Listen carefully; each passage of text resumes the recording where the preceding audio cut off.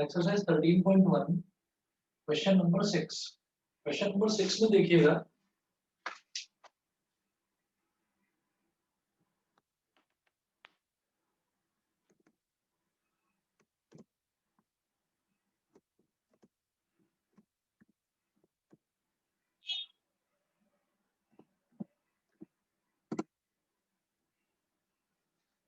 Question number 6, limit x tending to 0, limit x tending to 0, x plus 1 की whole power 5, x plus 1 की whole power 5 minus 1 upon x upon x। अब मैं ये जानता हूं कि हमारे पास ना एक फॉर्मूला हुआ करता है, limit x tending to a, x की पावर n माइनस a की power n upon x minus a। जो ये फॉर्मूला होता है, इसका जो रिजल्ट होता है, मतलब इसका फॉर्मूले की वैल्यू आती है n a की पावर n माइनस 1। तो मैं वो वाला फॉर्मूला यहाँ लगाने की कोशिश करूंगा और देखता हूँ कि बात बनती है कि नहीं। तो उस फॉर्मूले में ना ये होता है कि x टेंडिंग टू 0 नहीं, जैसे x प्लस 1 की होल पावर 5 दे रखा है, तो यहाँ सबसे पहला मेरा टारगेट क्या होगा कि x प्लस 1 को मैं एक नया वेरिएबल मान लूंगा। फॉर एग्जांपल y मान लिया मैंने इसको, तो मैं कहूंगा कि x plus 1 is equal to y। ठीक है, तो हमने यहाँ पर ले लिया let x plus 1 is equal to y, x plus 1 को y मान लिया। इसका मतलब क्या हो गया कि x is equal to, x की वैल्यू क्या हो गई बेटा, y माइनस 1। ठीक है, देयरफॉर अब ये जो पूरा एक्सप्रेशन दे रखा है ना, इस एक्सप्रेशन में जो वेरिएबल है वो है x, और आप उसको y में कन्वर्ट करने की कोशिश करिए। तो देखिएगा कैसे होगा। जैसे x टेंडिंग टू 0 है, तो x की वैल्यू क्या है, y माइनस 1। तो x की जगह y डाल दीजिए, ये क्या हो गया, y माइनस 1 टेंडिंग टू 0। ठीक है, फिर x प्लस 1 की जगह आप क्या ले रखेंगे, x प्लस 1 हमने y माना है, तो x प्लस 1 की जगह रख दीजिए y। तो ये हो गया y की पावर 5 माइनस 1 अपॉन x की जगह क्या रखेंगे, y minus 1 is equal to limit y tending to 1, y की पावर 5, और जो 1 है 1 को मैं लिख सकता हूँ 1 की पावर 5, y की पावर 5 माइनस 1 की पावर 5 अपॉन y माइनस 1। मुझे लगता है अब आपको समझ में आ गया होगा, ये हमारा फॉर्मूला बन गया, स्टैंडर्ड फॉर्मूला। फॉर्मूला क्या था, limit x tending to a, x की पावर n माइनस a की power n upon x minus a। ये था फॉर्मूला। और a यहाँ पर क्या है, a है 1 और n क्या है 5। तो ये फॉर्मूले की वैल्यू क्या होती थी, n a की पावर n माइनस 1। तो ये हो जाएगा n a की पावर n माइनस 1, और n क्या है बेटा यहाँ पर 5। तो 5 इंटू 1 की पावर 5 माइनस 1, 1 की पावर कुछ भी हो, एनीथिंग, वो बन ही रहता है। तो रिजल्ट क्या आ गया, 5। बताइए सभी को क्लियर है? यस क्लियर है? सर। ठीक है, चलिए, ये क्वेश्चन नंबर 6 था। क्वेश्चन नंबर 6 के बाद तुमने अगला डाउट बताया, क्वेश्चन नंबर 10। 10 देखते हैं।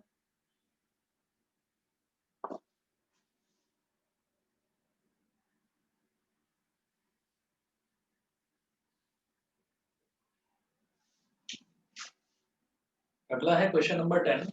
तो 10 में दिया है limit z tending to 1, z की power 1 upon 3,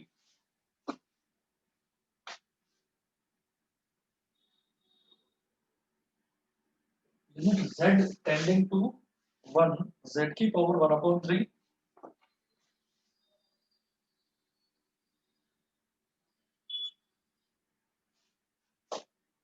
minus 1 upon z की पावर 1 अपॉन 6, z की पावर 1 अपॉन 6 माइनस 1, ये दे रखा है। अब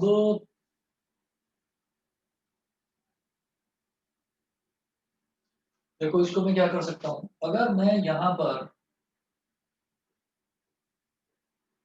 on putting z is equal to 1 in the above expression,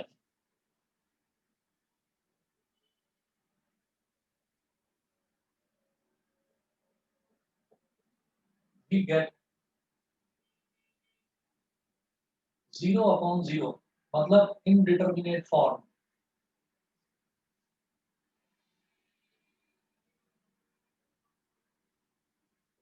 we get 0/0 मतलब indeterminate form मिल जाएगी हमको।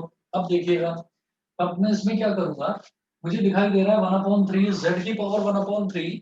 अच्छा एक मिनट, ये आप देख नहीं पा रहे होंगे, रुको जरा। अब क्वेश्चन दिखाई दे रहा है पूरा,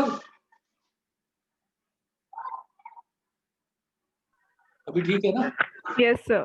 z की पावर 1/3 और नीचे है z की पावर 1/6। तो इन दोनों में मैं एक रिलेशन देख पा रहा हूँ कि अगर ये 1/3 है, अगर मान लीजिए मैं ऐसा कहूँ ये 1/3 है और ये 1/6 है, तो अगर मैं z की पावर, या मान लो कुछ भी, मान लीजिए मेरे पास z की पावर a की पावर b हो जाए, z की पावर a की पावर b, तो इसका मतलब क्या होता है? इसका मतलब ये है, जब पावर की पावर होती है तो बेटा वो मल्टीप्लाई हो जाता है, ये होता है z की पावर ab, ये हो जाता है। तो इसी तरीके से अगर मैं 1/6 की पावर 2 कर दूं तो वो 1/3 बन जाएगा। देखो, लिमिट z टेंडिंग टू 1, 1/6, मान लीजिए ये है z की पावर 1/6 और इसकी पावर मैंने 2 कर दी, तो ये दोनों मल्टीप्लाई हो जाएंगे, पावर की पावर मल्टीप्लाई हो जाएगी, तो ये हो जाएगा z की पावर 1/6 मल्टीप्लाई बाई 2, 2 1 जा 2, 2 3 जा 6, तो z की पावर 1/3 बन जाएगा। तो मैं इसको क्या करूंगा, z की पावर 1/3 को तो बेटा मैं ऐसे ही रहने दूंगा, z की पावर 1/3 माइनस 1, डिनोमिनेटर में z की पावर 1/6 है, तो इसको देखिएगा क्या करेंगे, z की पावर 1/6 का स्क्वायर माइनस ये जो 1 है, इसको लिखूंगा मैं 1 का स्क्वायर। तो अब ये मेरे पास क्या बन गया, अब ये बन गया मेरे पास a square minus B square, a square minus B square, a square minus B square को एक्सपैंड करेंगे a plus b into a minus B.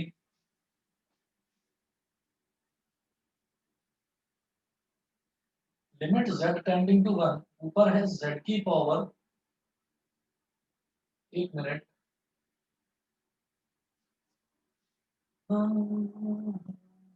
गलत कर दिया, गलत कर दिया, एक मिनट रुको जरा।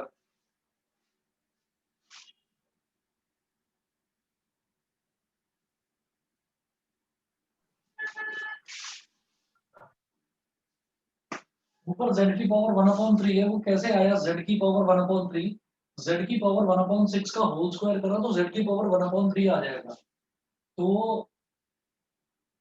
जो न्यूमरेटर है उसमें z की पावर 1/3 की जगह आप लिखिए z की पावर 1/6 का स्क्वायर माइनस 1 का स्क्वायर, माइनस 1 है तो उसका स्क्वायर कर दो, और डिनोमिनेटर में z की पावर 1/6 माइनस 1, ये है कि। अब बताइए, अभी क्लियर है? अभी क्लियर है भाई? z की पावर 1/6 का स्क्वायर क्या हो जाएगा, 1/6 मल्टीप्लाइड बाई 2, यानी कि z की पावर 1/3 बचेगा यहाँ पर, z की पावर 1/3 ही बचेगा यहाँ पर, और माइनस 1 है तो 1 का स्क्वायर क्या होता है, वो तो 1 ही होता है। बताइए क्लियर है? Yes sir. समझ गए सभी बच्चे? ठीक है। अब अगला देखिएगा, और हाँ, लिमिट z टेंडिंग टू 1 था यहाँ, लिमिट z टेंडिंग टू 1। अब a square minus B square लगा दो, तो z की power 1/6 plus 1 multiplied by z की पावर 1/6 माइनस 1 अपॉन z की पावर 1/6 माइनस 1। z की पावर 1/6 माइनस 1 से z की पावर 1/6 माइनस 1 कैंसिल आउट हो गया। अब z की वैल्यू 1 डाल दो, तो 1 की पावर 1/6 प्लस 1, 1 की पावर कुछ भी हो वो 1 ही रहता है,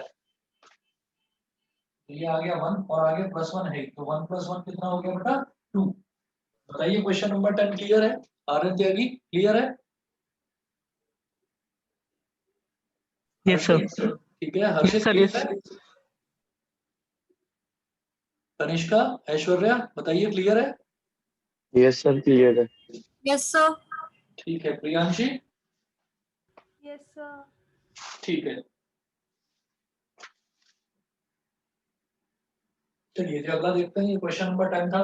10 के बाद नेक्स्ट डाउट है क्वेश्चन नंबर 13। और भी किसी बच्चे का कोई डाउट हो तो मेरे को बता दीजिए। क्वेश्चन नंबर 10 है, 10 के बाद 13 देखते हैं।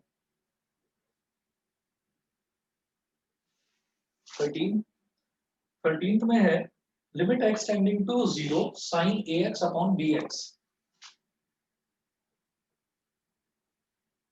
Limit x tending to 0 sin ax upon bx ये है, ठीक है। अच्छा, हम ये जानते हैं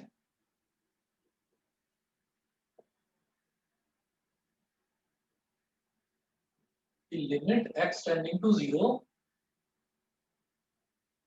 sin x अपॉन x ये वैल्यू जो है ये 1 होती है। तो इसमें ना हमने ये देखा था कि जो ये ट्रिग्नोमेट्रिक लिमिट्स होती हैं इसमें जब इंडिटरमिनेट फॉर्म आती है तो वो लगभग वो 1 के बराबर आ जाती है। कैसे? अगर मैं x को एग्जैक्टली 0 लिख दूंगा तो sin 0 क्या हो जाएगा 0। डिनोमिनेटर में भी x 0 है तो 0 अपॉन 0 वो वैल्यू मेरे पास 1 आ जाएगी। एक तो ये चीज हो गई। अब उसके बाद ये देखिए कि जब यहाँ x टेंडिंग टू 0 है तो जब ax है तो x की वैल्यू 0 है तो a इंटू 0 वो भी तो 0 हो जाएगा। तो अगर मुझे ये वाला फॉर्मूला लगाना है तो साइन एक्स है, अगर x tending to 0 sine x होकर ये वैल्यू 0 आती है तो जब यहाँ साइन एक्स है तो बेटा नीचे मुझे x चाहिए। सिमिलरली जब यहाँ न्यूमरेटर में साइन ax है तो मुझे डिनोमिनेटर में ax ही चाहिए। अब ax तो यहाँ पर है नहीं तो मैं ax अपनी तरफ से इंक्लूड करूंगा। किस तरह से इंक्लूड करेंगे ये देखना है जरा।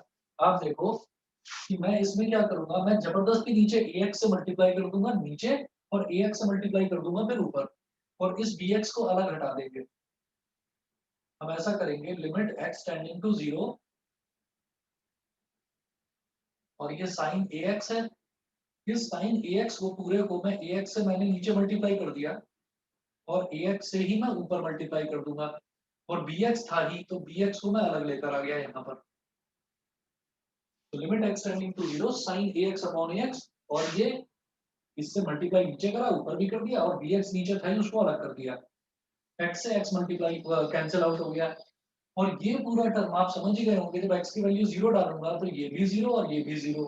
0 अपॉन 0 ट्रिग्नोमेट्रिक लिमिट के केस में 0 अपॉन 0 की वैल्यू 1 होती है। तो ये हो गया 1 multiplied by a upon b। तो इसका आंसर आ गया बेटा a अपॉन b। बताइए क्लियर? क्लियर है समझ? Yes sir. ठीक है ऐश्वर्या। Yes sir. ठीक है बेटा। अब नेक्स्ट आपका डाउट था क्वेश्चन नंबर 14। 14 भी देखते हैं। 14 में क्या है, limit x tending to 0 sin ax upon sin bx। ठीक है, limit x tending to 0 sin ax upon sin bx। अब देखिएगा फिर वही बात है कि यहाँ पर sin ax के नीचे अगर ax होता तो बहुत अच्छा रहता। तो मैं क्या करूंगा, मैं ये जो लिमिट है मैं लिमिट को स्प्लिट कर दूंगा न्यूमरेटर और डिनोमिनेटर में अलग अलग, जो हम कर सकते हैं। तो देखिएगा क्या होगा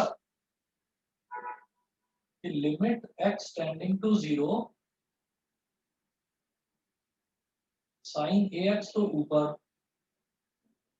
similarly limit x tending to 0 और sin bx नीचे। और जब हमने ऐसा कर दिया तो जब ऊपर sin ax है तो ऊपर इसको ax से डिवाइड कर दीजिए। जब डिवाइड करोगे तो फिर मल्टीप्लाई भी करना है। सिमिलरली sin bx है तो इसको आप bx से डिवाइड भी कर दीजिए, और जब डिवाइड करना है तो फिर मल्टीप्लाई भी करना है। यहाँ पर x से x कैंसिल आउट हो गया। ये जो ऊपर वाली टर्म है बेटा ये पूरी 1 बन गई। सिमिलरली जो ये नीचे वाली टर्म है ये भी 1 बन गई। ठीक है, क्योंकि 0 अपॉन 0 आ रहा है ट्रिग्नोमेट्रिक के केस में। तो ये हमारा आ गया 1 अपॉन 1 मल्टीप्लाइड बाई इधर क्या है a और इधर क्या है b, a अपॉन b।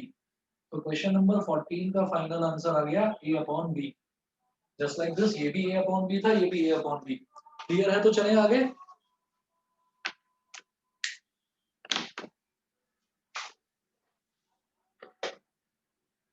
यहाँ तक समझ गए ना सभी बच्चे? Yes sir. ठीक है जी। अब इसके बाद मैं देखूंगा नेक्स्ट जो है क्वेश्चन नंबर 15, जो हम ट्रिग्नोमेट्रिक लिमिट्स की बात करते हैं तो उसमें अगर 0/0 आ जाता है तो रिजल्ट जो है उसका 1 हो जाता है। अब क्या है कि जो क्वेश्चन नंबर 15 दे रखा है उसमें 0/0 आ रहा है या नहीं आ रहा है वो जरा देखते हैं एक बार।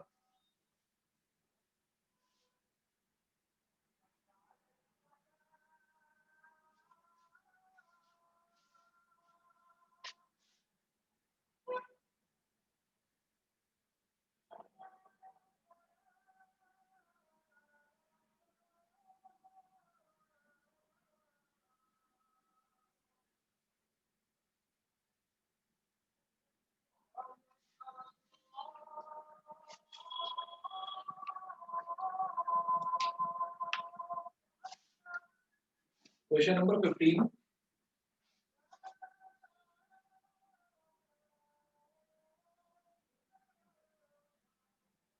में देखिए इसमें है limit x tending to pi sine pi minus x upon pi minus x.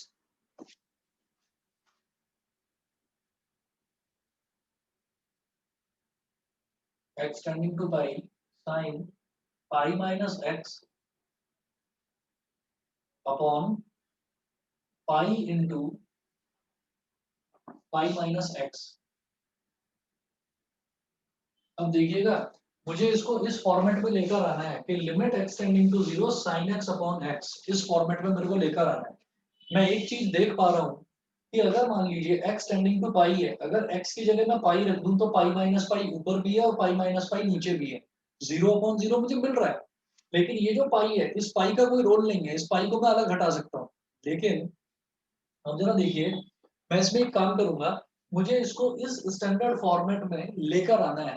हमें एक चीज समझ में आ गई कि sign pi minus x will become 0 because pi minus pi क्या हो जाएगा, अगर मैं एक्स की वैल्यू पाई रख दूं तो पाई माइनस पाई क्या हो जाएगा ऊपर 0, डिनोमिनेटर में भी पाई माइनस पाई 0 हो जाएगा। तो मुझे एक चीज समझ में आ चुकी है कि साइन 0/0 मुझे मिल रहा है तो ये तो 1 हो जाएगा। लेकिन ये जो डिनोमिनेटर में पाई है जिसको मैं अलग निकाल लूंगा 1/पाई because it is a constant, तो इसको मैं अलग निकाल लूंगा।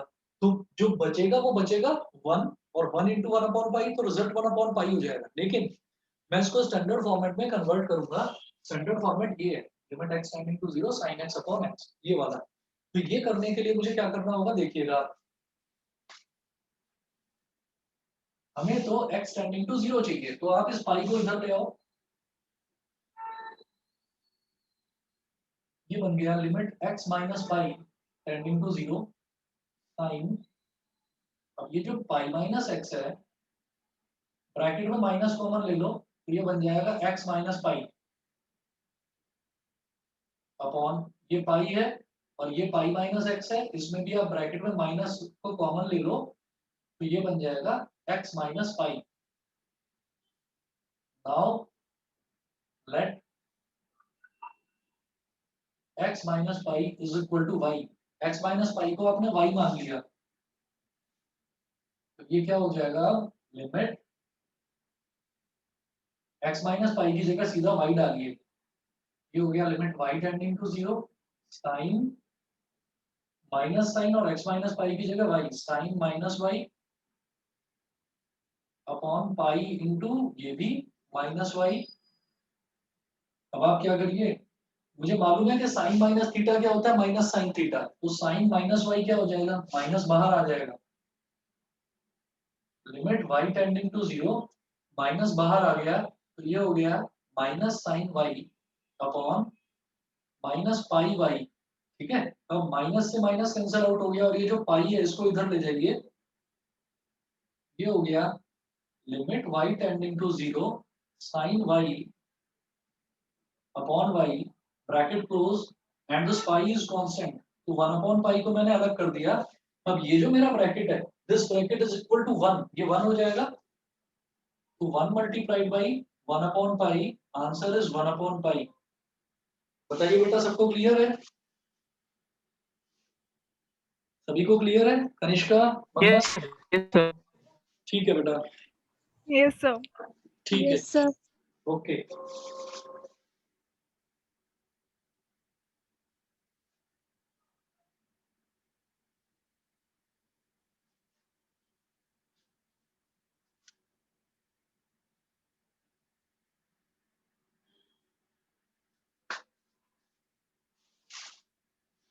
15 के बाद नेक्स्ट क्वेश्चन है क्वेश्चन नंबर 16। क्वेश्चन नंबर 16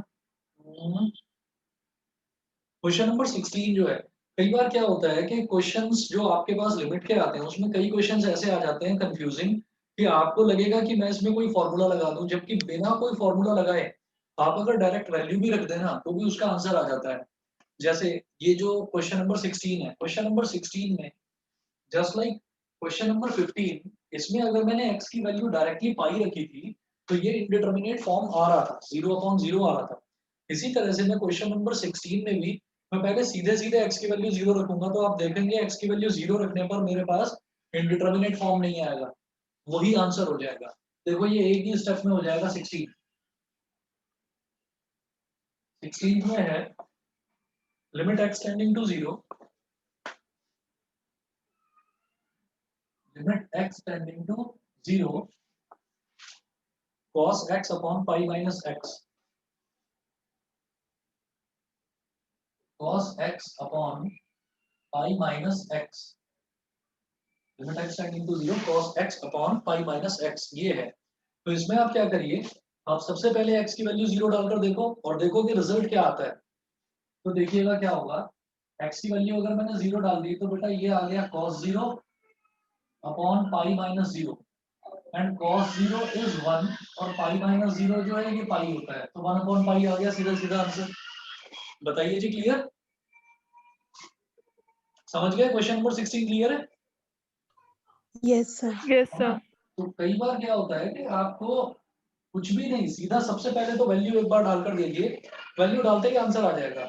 मुझे फैक्टराइज, रैशनलाइज या फिर ट्रिग्नोमेट्री वाले जो 3-4 फॉर्मूले बताए हैं वो लगाकर कब देखने हैं, जब हमारा 0/0 फॉर्म आए, जब हमको ये दिखाई दे कि हाँ ये तो 0/0 फॉर्म आ रहा है। अगर मान लीजिए उसके अलावा कोई फॉर्म आती है, जैसे प्रॉपर वैल्यू आ गई यहाँ पर 1/5, तो फिर मुझे ज्यादा इसमें दिमाग लगाने की जरूरत नहीं, फिर तो हो गया, इतना ही हो गया। ठीक है, ऐसे ही क्वेश्चन नंबर 17 देखिए। 17 सोचने वाला है। Limit x tending to 0, limit x tending to 0 cos 2x minus 1,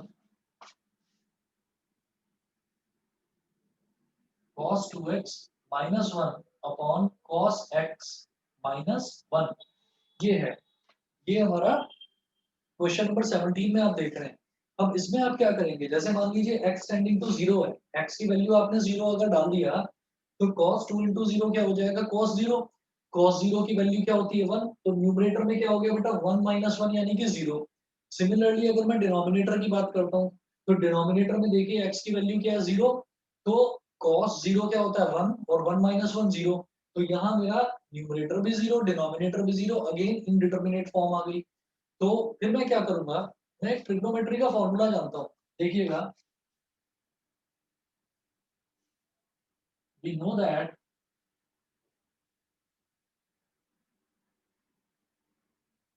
one minus cos 2x is equal to 2 sin square x, 1 minus cos 2x is equal to 2 sin square x, पहली चीज।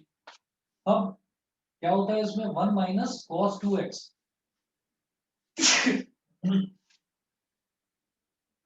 Sorry 1 minus cos 2x हो गया 2 sin square x। इसी तरह से जैसे यहाँ पर 2x है, यहाँ पर 2x है, तो इस तरफ साइन का तो स्क्वायर हो गया और जो ये एंगल था 2x इसका हाफ हो गया। 2x का हाफ क्या होता है, x ही तो होगा, 2x का हाफ x होगा। सिमिलरली इसीलिए ये वाले जो फॉर्मूले होते हैं इनको डबल एंगल फॉर्मूला या हाफ एंगल फॉर्मूला भी बोल दिया जाता है कि भाई इधर तो एंगल डबल है और इधर इसका जस्ट हाफ हो गया, तो डबल एंगल फॉर्मूला या हाफ एंगल फॉर्मूला भी बोल देते हैं इसको। अब इसी तरह से 1 माइनस कॉस एक्स की अगर मैं बात करूं तो जब 1 माइनस कॉस 2x था तो 2 साइन स्क्वायर एक्स हो गया। 1 माइनस कॉस एक्स है तो क्या हो जाएगा 2 sine square x by 2, 2 sine square x by 2, ये हो गया। ठीक है, तो अब आप देखिएगा कि जो ये लिमिट दे रखी है इसको मैं क्या कहूंगा, limit x tending to 0, numerator में माइनस कॉमन ले लो तो ये हो जाएगा 1 माइनस कॉस 2x, ऐसे ही डिनोमिनेटर में माइनस कॉमन ले लो तो ये हो गया 1 माइनस कॉस, माइनस से माइनस कट गया अब 1 माइनस कॉस 2x का ये फॉर्मूला डालिए, limit x tending to 0, 1 minus cos 2x का फॉर्मूला हो गया 2 sine square x, 1 minus cos x का फॉर्मूला क्या हो गया 2 साइन स्क्वायर x अपॉन 2, 2 से 2 कैंसिल आउट हो गया। अब मुझे एक चीज देखनी है कि जब साइन स्क्वायर x है उसको मैं क्या बोल सकता हूँ बेटा, इधर का पोर्शन मिटा रहा हूं मैं,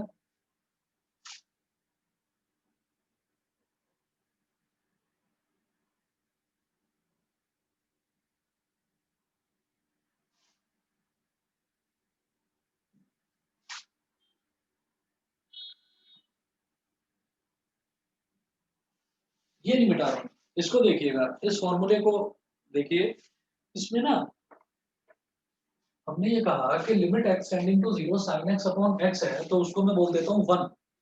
ठीक है, अब इसी तरीके से अगर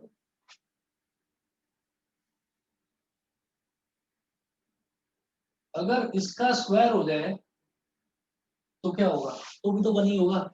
ठीक, और अगर इसका स्क्वायर करा तो आप क्या करो, इसके स्क्वायर को आप यहाँ लिमिट में भी लगा सकते हो, लिमिट में कौन सा स्क्वायर हो रहा है, तो इसलिए ब्रैकेट को आप एक्सटेंड कर सकते हो। तो क्या होगा, देखो ऐसा है कि जैसे यहाँ पर limit x tending to 0 sine square x है, तो मैं इसको लिखूंगा limit x tending to 0, limit को आप स्प्लिट कर दीजिए, न्यूमरेटर में अलग और डिनोमिनेटर में अलग। Limit x tending to 0 sine square x लिखो पहले तो, और मैं साइन स्क्वायर x ना लिखकर बेटा इसको साइन x का होल स्क्वायर लिखूंगा मैं। साइन स्क्वायर x का मतलब ही साइन x का होल स्क्वायर होता है। सिमिलरली जो डिनोमिनेटर है, डिनोमिनेटर में लिमिट x टेंडिंग टू 0 और क्या दे रखा है sine square x by two, तो sine square x by two का मतलब क्या है साइन एक्स बाई टू का होल स्क्वायर, तो इसको लिखिए साइन एक्स बाई टू का होल स्क्वायर,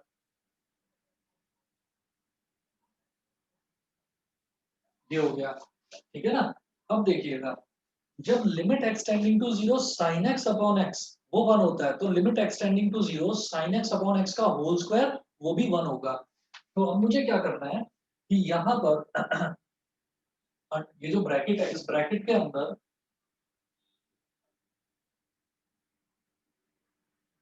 इस ब्रैकेट के अंदर आप x की मल्टीप्लाई कर दीजिए, ऊपर भी और नीचे भी, कोई फर्क तो नहीं पड़ेगा, x से x कैंसिल, साइन x का होल स्क्वायर ही रहेगा। सिमिलरली जो डिनोमिनेटर है डिनोमिनेटर में भी ऐसे ही करो, साइन x बाई टू है ना, तो यहाँ पर आप लिखो साइन x बाई टू और अपॉन में भी लिख दीजिए x बाई टू, और ऐसे ही x बाई टू से मल्टीप्लाई भी कर दीजिए और फिर ब्रैकेट का होल स्क्वायर कर दो। फर्क क्या पड़ता है, कुछ भी नहीं, x बाई टू से x बाई टू कट गया तो साइन x बाई टू का होल स्क्वायर ही रहा अल्टीमेटली। ठीक है, अब देखिएगा मुझे सिर्फ ये चाहिए limit x tending to 0 sine x upon x का होल स्क्वायर, ये चाहिए मुझे, तो ये जो x का स्क्वायर है इसको बाहर निकाल लो, limit x tending to 0 sine x upon x का होल स्क्वायर मल्टीप्लाइड बाई इस x स्क्वायर को मैंने अलग निकाल लिया, अपॉन ऐसे ही यहां पर करना है।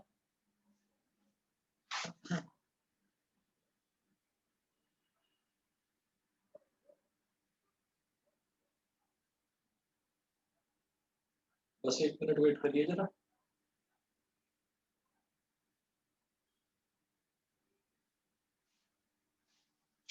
ऐसे यहां पर करेंगे limit x tending to 0 sine x by two upon x by two का whole square multiply by x by two का होल स्क्वायर, अब इसको बाहर निकाल लो, x बाई टू का होल स्क्वायर ये बाहर निकाल दिया। ठीक है जी, अब मैं इस चीज को वापस इस तरफ लिख रहा हूँ, आगे इधर कर रहा हूँ मैं, तो देखिएगा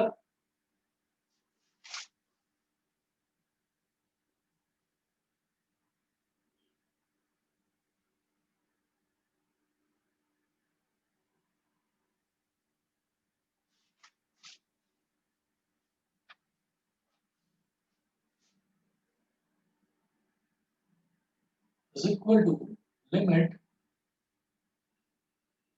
x tending to 0 sin x upon x का होल स्क्वायर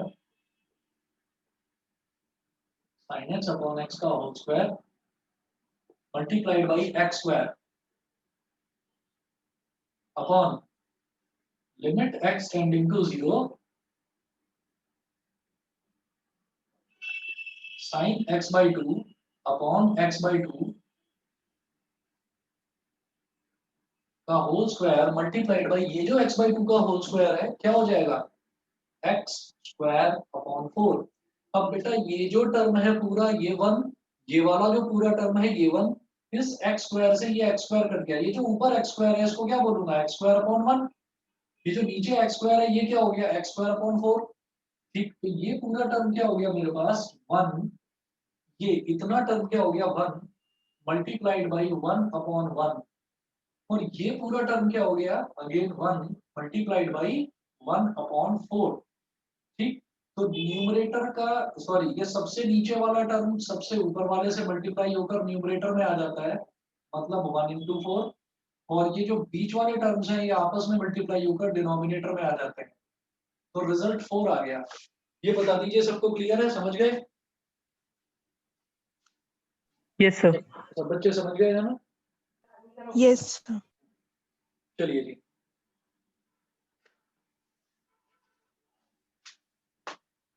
अच्छा अगला देखते हैं, ये क्वेश्चन नंबर 15, 16, 17, हाँ 18 देखते हैं जरा।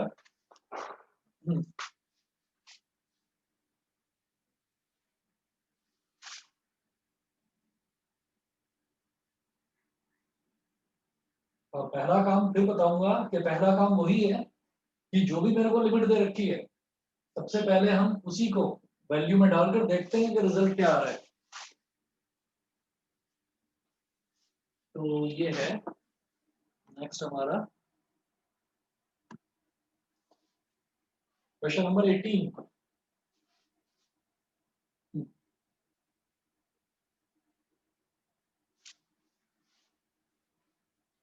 Limit x tending to 0 ax plus x cos x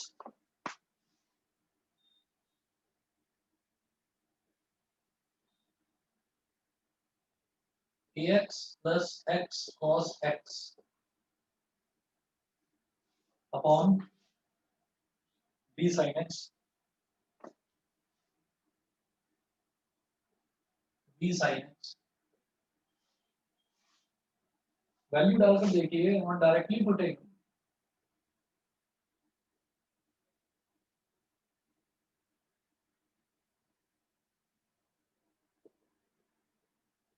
on directly substituting x is equal to 0 in the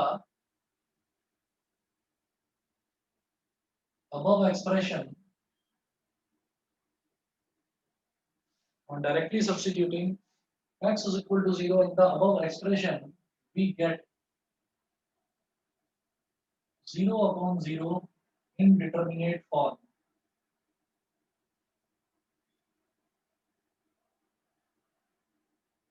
0 upon 0 indeterminate form। तो देखिएगा अगर मैं x की जगह 0 डालता हूं तो a into 0 क्या हो गया 0 प्लस x क्या है यहाँ पर 0, तो 0 into एनीथिंग वो भी 0, और डिनोमिनेटर में b into sin 0 वो भी 0 ही होता है। तो ये मेरे पास पूरा न्यूमरेटर भी 0 पूरा डिनोमिनेटर भी 0, ये हो गया। अब लिमिट x टेंडिंग टू 0, आप क्या करिए जो न्यूमरेटर है न्यूमरेटर में से x कॉमन ले लीजिए, क्या बचेगा a प्लस cos x। ऐसे ही डिनोमिनेटर जो है उसमें से तो एज इट इज ही रहेगा, उसको कुछ करने की जरूरत नहीं है e sin x। अब मैं ये जानता हूं कि डिनोमिनेटर का डिनोमिनेटर न्यूमरेटर में मल्टीप्लाई हो जाता है, तो ये जो x है मैं इसको कैसे लिख सकता हूं देखना जरा। Limit x tending to 0 a plus cos x, इसको तो ऐसे ही रहने दो, और अपॉन में b sin x upon x। ये जो न्यूमरेटर में था इस न्यूमरेटर वाले x को मैं डिनोमिनेटर के डिनोमिनेटर में ले आया। जब डिनोमिनेटर का डिनोमिनेटर न्यूमरेटर में आ जाता है तो इसका मतलब न्यूमरेटर कहाँ आ जाएगा डिनोमिनेटर के डिनोमिनेटर में। भाई sin x अपॉन x है तो सीधी सीधी बात है sin x अपॉन x, ये x क्या है ये इस डिनोमिनेटर का डिनोमिनेटर है, तो ये हमारा न्यूमरेटर में आ जाता है। तो मैं उल्टा भी तो कर सकता हूँ, x को मैंने इस तरह से लिख लिया। ये करने के पीछे लॉजिक क्या है, अब मैं इस लिमिट को अलग अलग स्प्लिट कर दूंगा, न्यूमरेटर अलग डिनोमिनेटर अलग। कैसे? Limit x tending to 0 a plus cos x upon limit x tending to 0, ये b sin x upon x है, तो सिर्फ sin x अपॉन x लिखो, और b तो एक कांस्टेंट है, इसको अलग निकाल दो। ठीक है जी। अब हम क्या करेंगे, अब जैसे न्यूमरेटर वाला है तो न्यूमरेटर में x की जगह 0 डाल दो, क्या फर्क पड़ता है, ये तो कांस्टेंट है। और cos x क्या हो जाएगा, cos 0 1 होता है, तो न्यूमरेटर आ जाएगा a प्लस 1। और ये जो डिनोमिनेटर में ये वाला टर्म है, ये मैं जानता हूँ by this formula, limit x tending to 0 sin x upon x, ये 1 होता है, तो ये 1 हो गया। न्यूमरेटर में x की वैल्यू जब 0 डालेंगे तो a plus cos 0 upon denominator में ये पूरा 1 मल्टीप्लाइड बाई b, cos 0 क्या होता है 1, तो ये हो गया a plus 1 upon b, a plus 1 upon b। बताइए क्लियर है? Yes, sir. ठीक है जी, चलें आगे, समझ गए? चलो अब क्वेश्चन नंबर 19 देखते हैं।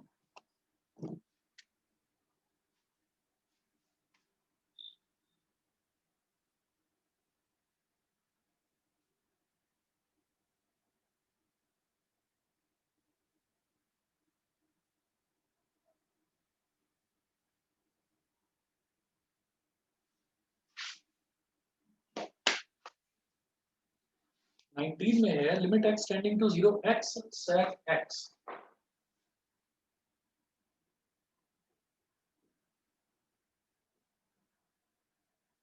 Limit x tending to 0 x sec x, ये है।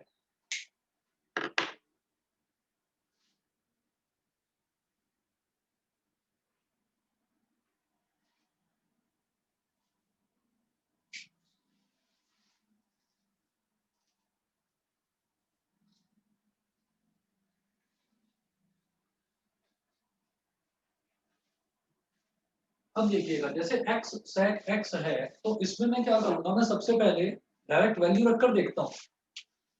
तो डायरेक्ट वैल्यू वैल्यू रखने पर क्या आ रहा है, x की जगह 0, और sec 0 क्या होता है, sec 0 तो 1 होता है, 0 इंटू 1 मतलब 0 आ गई वैल्यू। मुझे 0 वैल्यू से कोई प्रॉब्लम थोड़ी है, अगर 0 अपॉन 0 आ जाए वैल्यू, तब तो मुझे कुछ लगाना चाहिए, कोई फॉर्मूला वगैरह कोई लॉजिक लगाना चाहिए। लेकिन जब वैल्यू सीधा 0 आ रही है तो फिर मुझे कोई प्रॉब्लम नहीं है, इसका मतलब इसका आंसर 0 ही है। तो अगेन ये फिर एक ऐसा क्वेश्चन आ गया कि जिसमें डायरेक्ट रखते ही आंसर आ जाता है। समझ गए सभी बच्चे? क्वेश्चन नंबर 19 का रिजल्ट 0 है। क्लियर है सभी को इतना? Yes, sir. ठीक है। अच्छा, अब 20 वाला देखते हैं। Question number 20, limit x tending to 0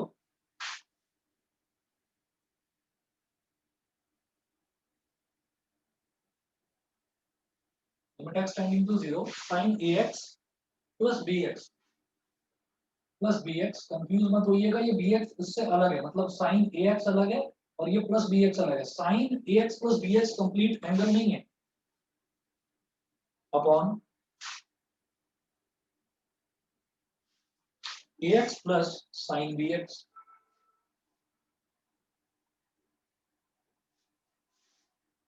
फिर से वैल्यू डायरेक्टली रखकर देखेंगे,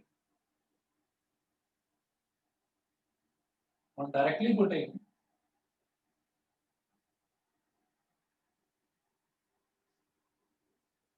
x is equal to 0 in the above expression, we get 0 upon 0 indeterminate form।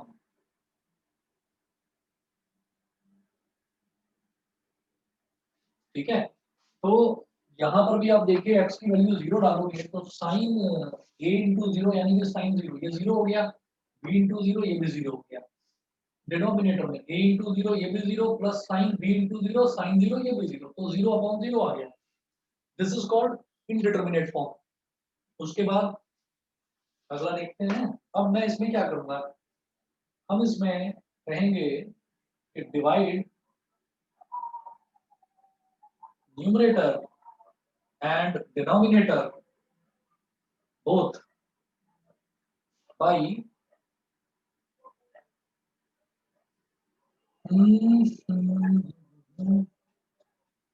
एक काम करो, ये रहने दो,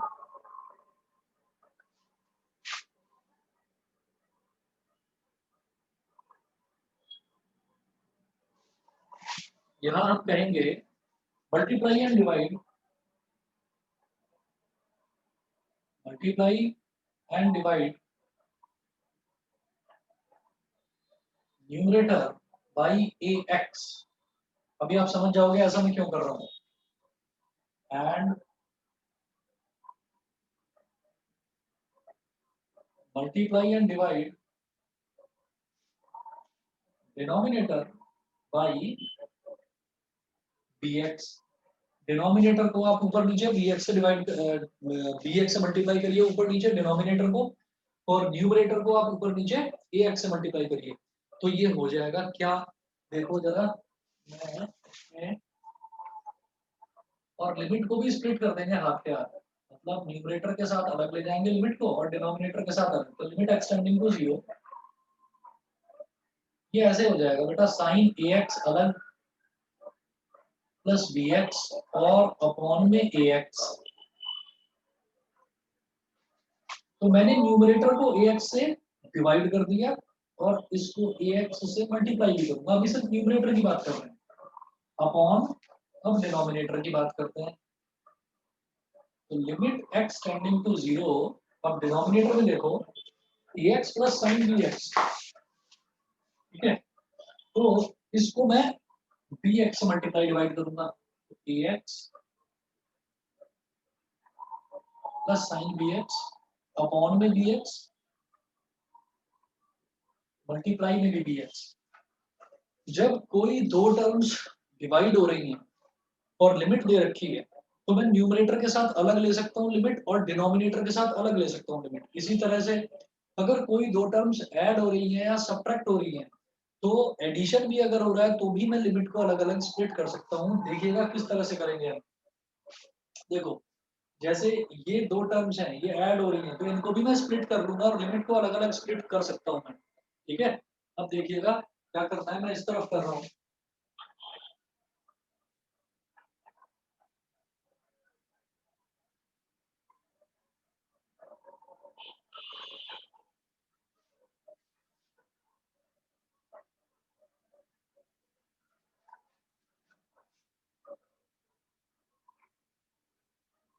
ये हो जाएगा limit x tending to 0 sine ax upon ax, इसको अलग, साइन ax अपॉन ax इसको अलग करा, plus limit x tending to 0 dx upon ax इसको अलग करा, और एक बड़ा ब्रैकेट लगाकर, ठीक है, बड़ा ब्रैकेट लगाकर, और यहां पर मैंने लिख दिया ax, ये मल्टीप्लाई कर दिया। अब अपॉन में limit x tending to 0 ax upon bx इसको अलग करो, plus limit x tending to 0 sine bx upon bx इसको अलग करो, कर दिया। मल्टीप्लाई बाई, मल्टीप्लाई में क्या था यहाँ bx को अलग लिख दिया हमने यहाँ। अब ये जो है ax है और bx है, तो x से x कट गया, a अपॉन b बचा यहाँ, तो एक चीज तो ये होगी।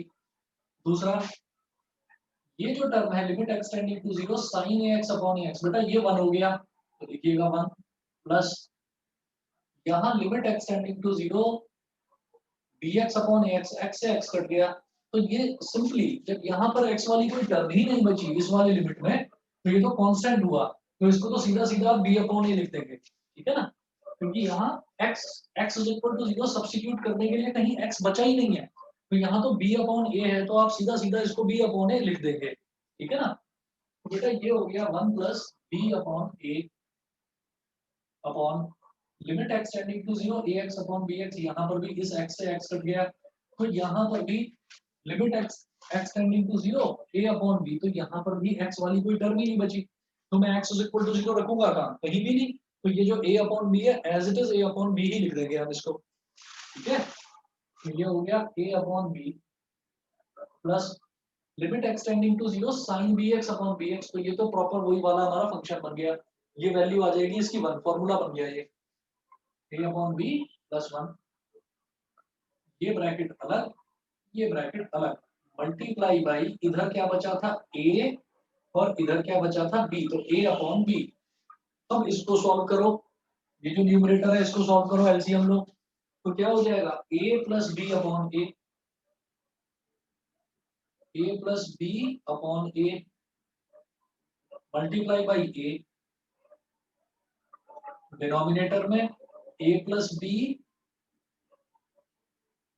अपॉन b और मल्टीप्लाई बाई b, ये हो गया, यहाँ पर b से b कट गया, यहाँ पर a से a कट गया, फाइनली आंसर क्या आया a plus b upon a plus b, a plus b से a प्लस b भी कट गया, तो रिजल्ट तो फाइनली इसका 1 आ गया।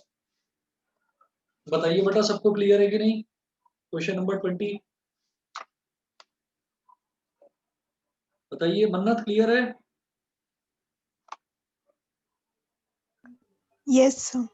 समक्ष बताओ, मैं एक बार चेक कर रहा हूँ आंसर, समक्ष क्लियर है? आवाज नहीं आ रही है शायद, कनिष्का, एकांश, हर्ष, Yes, sir. Yes sir. ठीक है, आदित्य बताओ। Yes sir. ठीक है बेटा, ये क्वेश्चन नंबर 20 हुआ।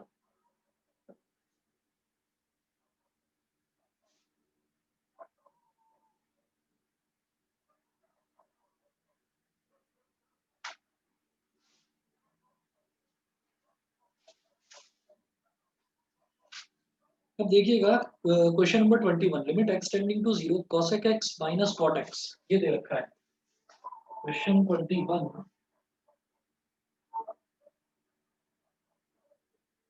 Limit x tending to 0 x tending to 0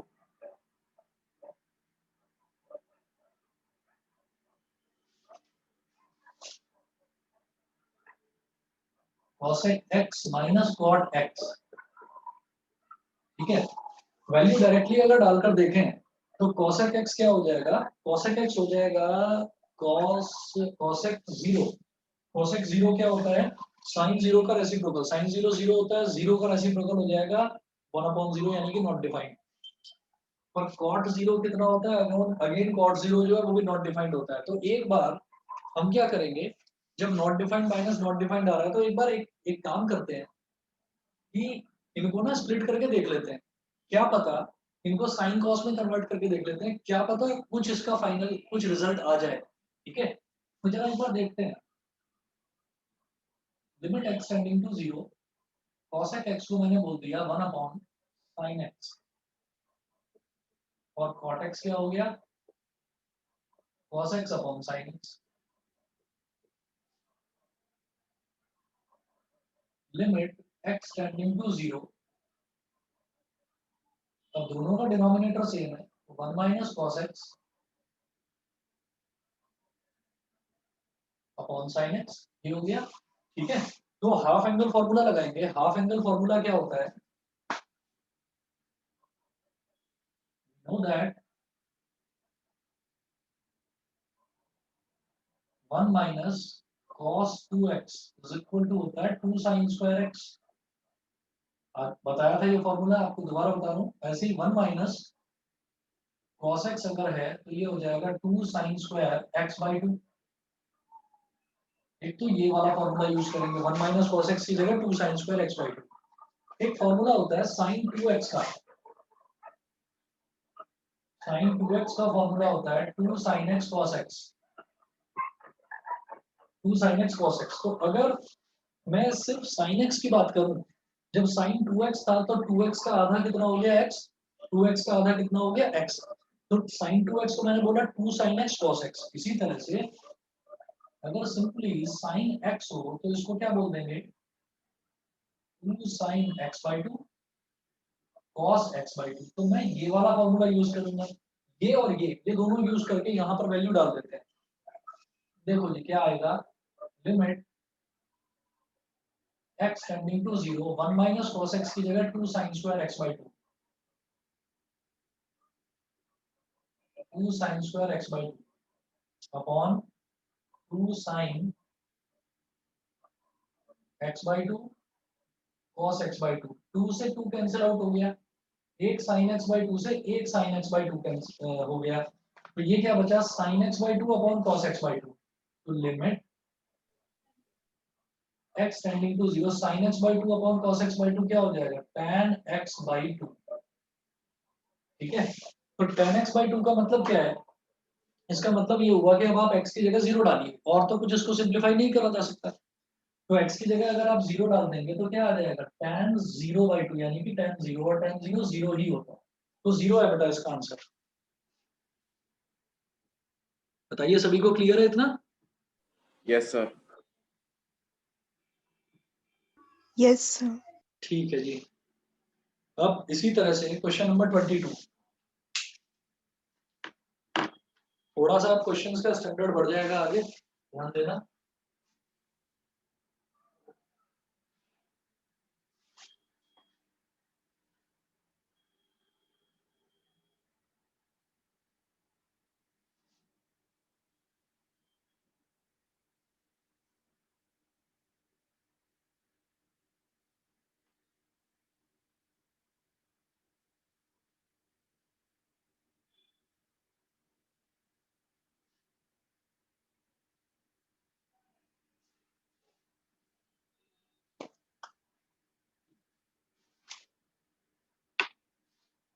question number 22, limit x tending to pi by 2 tan 2x upon x minus pi by 2।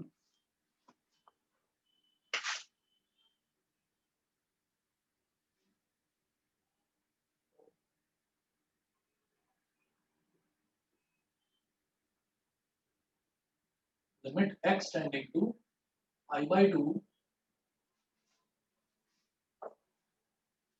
tan 2x upon x minus pi by 2।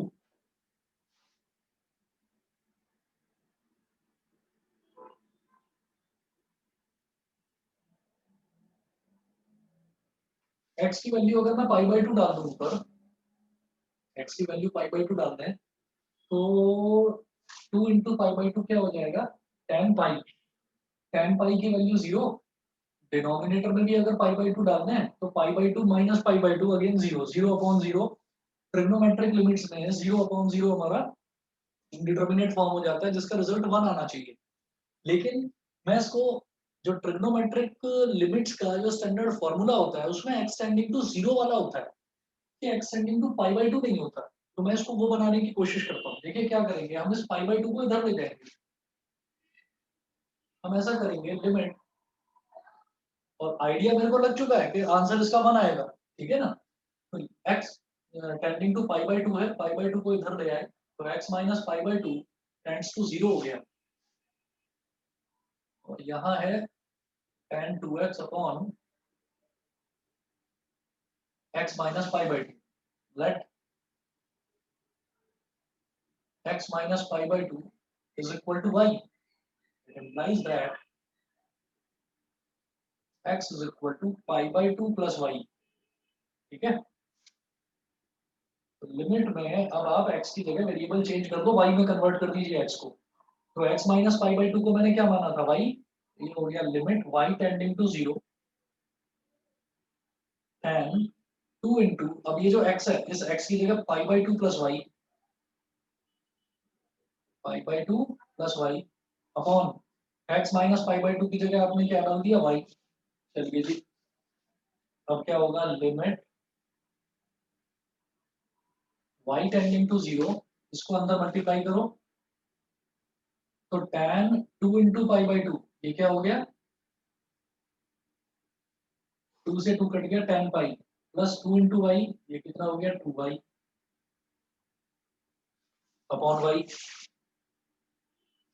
अब इधर करेंगे,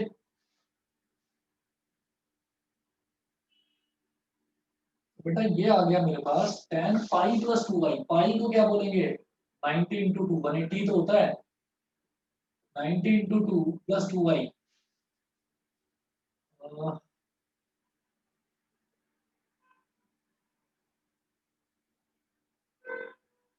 limit y tending to 0।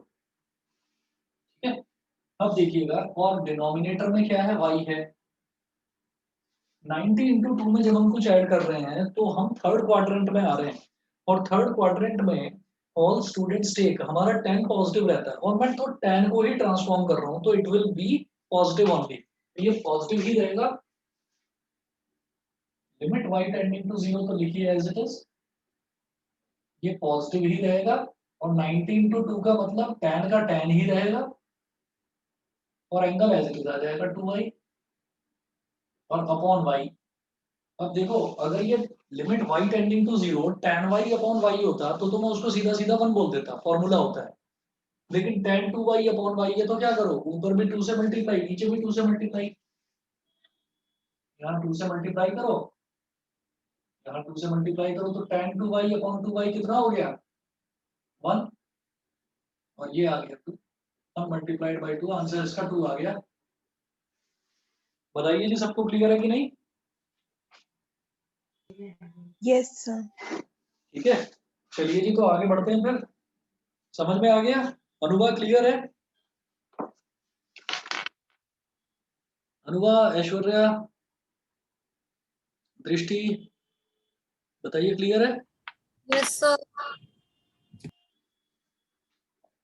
चलिए जी, ठीक है, आगे चलते हैं, ये क्वेश्चन नंबर 22, फिर इसके बाद में क्वेश्चन नंबर 23 देखते हैं। क्वेश्चन नंबर 23 में क्या है, find limit x tending to 0 fx and limit x tending to 1 fx where fx is equal to this, ये fx की वैल्यू दे रखी है। ठीक है,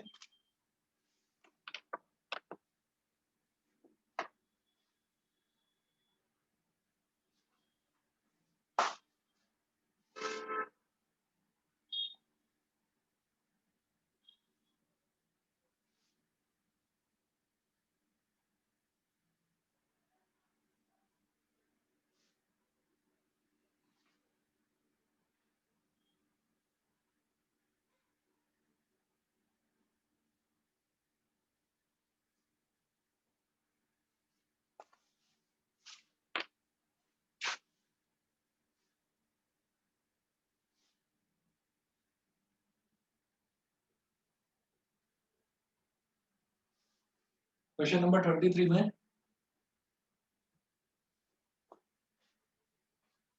limit x tending to 0 fx and limit x tending to 1 fx, मुझे ये दो वैल्यूज निकालनी है, limit x tending to 0 fx, तो ये निकालना है मुझे, और दूसरा limit x tending to 1 fx, एक ये वैल्यू निकालनी है, ये दो वैल्यूज निकालनी है। ठीक है, उसके बाद fx क्या दे रखा है, where fx is equal to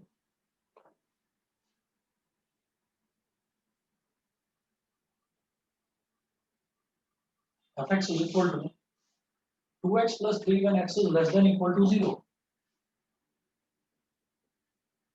2x plus 3 when comma करके लिखा है x is less than equal to 0, and 3 into x plus 1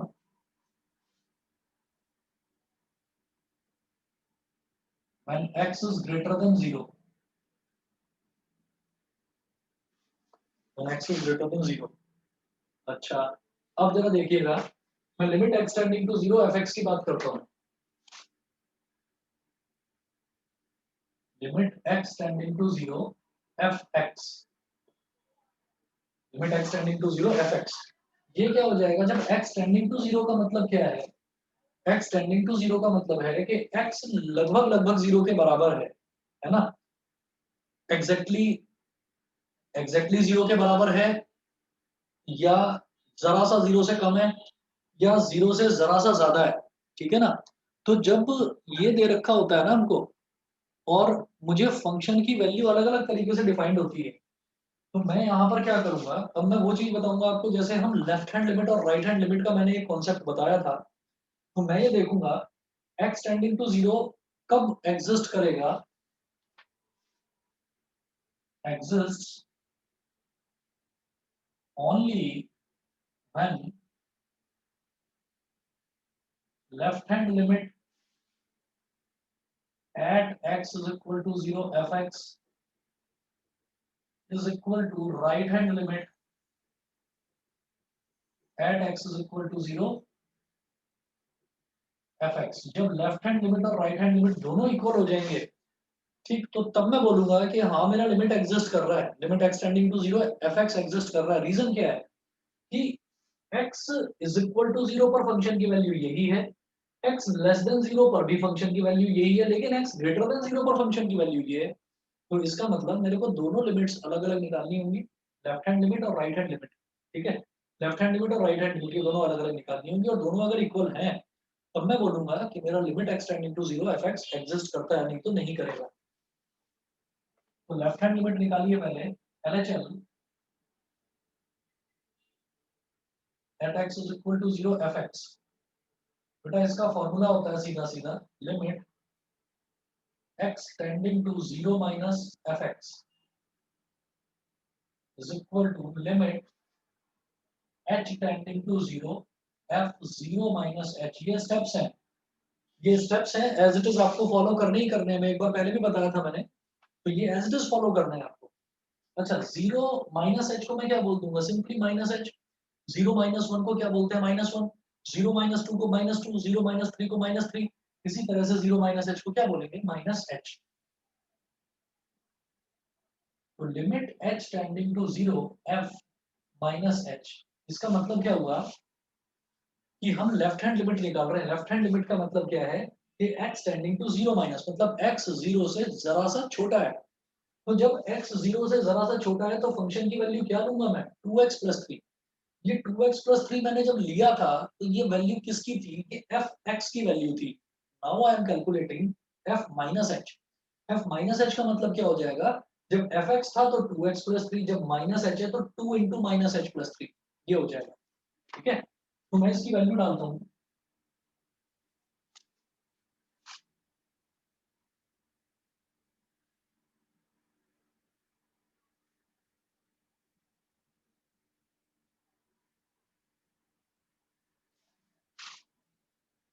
देखिएगा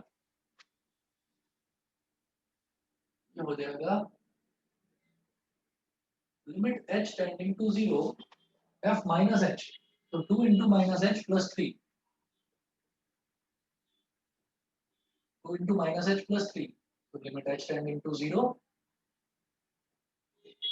माइनस 2h प्लस 3। अब h की वैल्यू 0 डालने के अलावा और कोई ऑप्शन नहीं बचा मेरे पास, -2 इंटू 0 प्लस 3, तो रिजल्ट आ गया 3। अब निकालिए RHL, right hand limit at x is equal to 0 fx is equal to limit x tending to 0 plus fx is equal to limit h tending to 0, और ये 0 प्लस h आ जाएगा। 0 में कोई भी चीज ऐड करते हैं तो वो चीज एज इट इज रहती है, ये हो जाएगा limit h tending to 0 fh। तो यहाँ है x tending to 0 plus, x tending to 0 plus का मतलब क्या हो गया, जो हमारा x है वो 0 से जरा सा ज्यादा है, ठीक है? 0 से जरा सा ज्यादा है का मतलब क्या हो गया, x इज ग्रेटर देन 0, मतलब फंक्शन को क्या लूंगा, 3 इंटू एक्स प्लस 1। तो फंक्शन अब मेरे पास fx नहीं है, fh है, तो क्या लेंगे 3 इंटू एच प्लस वन, मतलब x की जगह h डाल देंगे बस। Limit h tending to 0 3 into h plus one, अब h की जगह 0 डाल दो, 3 इंटू 0 प्लस 1 यानी कि 3। लेफ्ट हैंड लिमिट हो गया और राइट हैंड लिमिट हो गया, तो दोनों की वैल्यू बेटा सेम आ रही है। तो मैं लिखूंगा since LHL at x is equal to 0 fx is equal to RHL at x is equal to 0 fx, जब दोनों ही इक्वल हैं और किसके इक्वल हैं, is equal to 3 के इक्वल हैं, तो मैं बोलूंगा therefore limit x tending to 0 fx is equal to 3। therefore limit x tending to 0 fx is equal to 3। पहली चीज तो ये हो गई। तब उसके बाद आप अगला देखिए, अगला इन्होंने क्या बोला है, limit x tending to 1 fx, ये निकालना है। x टेंडिंग टू 1 का मतलब क्या है, ये x एग्जैक्टली 1 के बराबर भी हो सकता है, x 1 से मामूली सा छोटा भी हो सकता है। मामूली से छोटा मतलब क्या हो गया, 0.9 हो गया, और 1 से मामूली सा बड़ा भी हो सकता है कि 1.1 हो गया। तो हम ये कहेंगे कि अगर वो 1 से जरा सा छोटा भी है तो भी वो 0 से तो बड़ा ही है, 1 से जरा सा बड़ा भी है तो भी वो 0 से बड़ा है, तो x ग्रेटर देन 0 वाली कैटेगरी में लाई करेगा। ये लिमिट x टेंडिंग टू 1 जो है, ये x ग्रेटर देन 0 वाली कैटेगरी में लाई करेगा। ये सबको समझ में आता है, समझ क्लियर है ये चीज? Yes, sir. ठीक है, दृष्टि क्लियर है? Yes, sir. ठीक है, तो हमारा ये देखिएगा कि limit x tending to 1 fx, ये क्या हो जाएगा, लिमिट x टेंडिंग टू 1 और फंक्शन की वैल्यू 3 इंटू एक्स प्लस 1, बस ये वाला ले लेंगे। इसमें मुझे कोई left hand limit right hand limit की कोई जरूरत नहीं है। तो 3 इंटू 1 प्लस 1, ये क्या हो गया, 3 मल्टीप्लाइड बाई 2 मतलब 6। बताइए सबको क्लियर? Yes, sir. ठीक है, अच्छा जी। 24 से 28 तक करना ट्राई, अगर हो जाता है तो 24 से 28 तक ट्राई करना। Exercise 13.1, question number 24 to question number 28, ये करिएगा। कोई भी डाउट आए तो नेक्स्ट टाइम पूछना मेरे से, ठीक है? चलिए जी, फिर आज के लिए इतना ही। Thank you. Okay Thank you, sir. Okay.